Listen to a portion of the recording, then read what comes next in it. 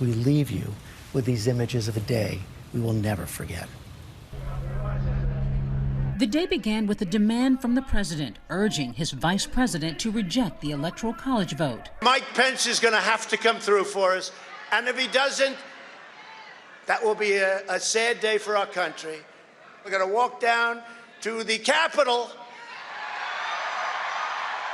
because you'll never take back our country with weakness. You have to show strength, and you have to be strong. Just blocks away, Vice President Pence gavelled down the vote to certify the election, breaking with the president for the first time. Is my statement out? Yes, sir, it is. I do not believe the founders of our country intended to invest the vice president with unilateral authority to decide which electoral votes should be counted. Senate Majority Leader Mitch McConnell also breaking with the president, telling his sharply divided Republican colleagues that this election is over. The voters, the courts, and the states have all spoken. They've all spoken. If we overrule them, it would damage our republic forever. Our democracy would enter a death spiral. We'd never see the whole nation accept an election again. Every 4 years would be a scramble for power at any cost. But there's still 13 Republican senators ready to contest the vote. Ted Cruz of Texas trying to make the case. I am not arguing for setting aside the result of this election. We appoint an electoral commission to conduct a 10-day emergency audit, consider the evidence, and resolve the claims. And they shot him in the face. Minutes after Cruz's speech, bedlam breaking out in the streets. Rioters storming the Capitol, smashing windows, pushing up the stairs and into the building, and down the halls toward the very chambers where the proceedings were underway. As outnumbered Capitol Police try to hold the angry mob back, lawmakers don gas masks and are quickly hustled out of the chamber into safety. Staffers throughout the building warned to shelter in place as the angry mob floods the Capitol. We want our country back. This is our country. This is our house. One man carrying a large Confederate flag just outside the Senate chamber, and inside another taking to the podium himself to declare Trump had won the election. This man sprawled out in Speaker of the House Nancy Pelosi's office.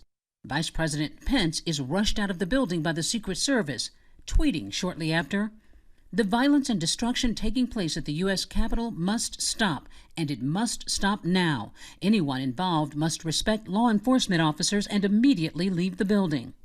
Then, news breaking that a woman inside the Capitol had been shot in the neck, apparently by a law enforcement officer. She's rushed to the hospital in critical condition. They brought out a woman on a stretcher, rushed her inside. We did see blood gushing from her.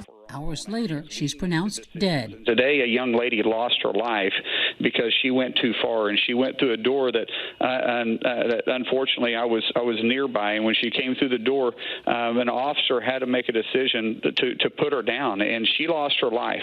100 miles away in Delaware, tough words and a plea from President-elect Joe Biden. I call on President Trump to go on national television now to fulfill his oath and defend the Constitution and demand an end to this siege. It's not protest, it's insurrection. Just after 4, Biden speaks, calling on Trump to demand that his followers end the siege. At this hour, our democracy is under an unprecedented assault, unlike anything we've seen in modern times.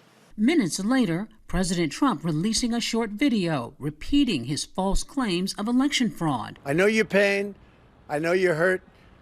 We had an election that was stolen from us. It was a landslide election, and everyone knows it. But you have to go home now. We have to have peace. Reinforcements finally arrive, including the National Guard, slowly pushing the crowds back, setting off gas grenades on the steps of the building. At 6 o'clock, the mayor of D.C. imposed a curfew. The streets flooded with riot police.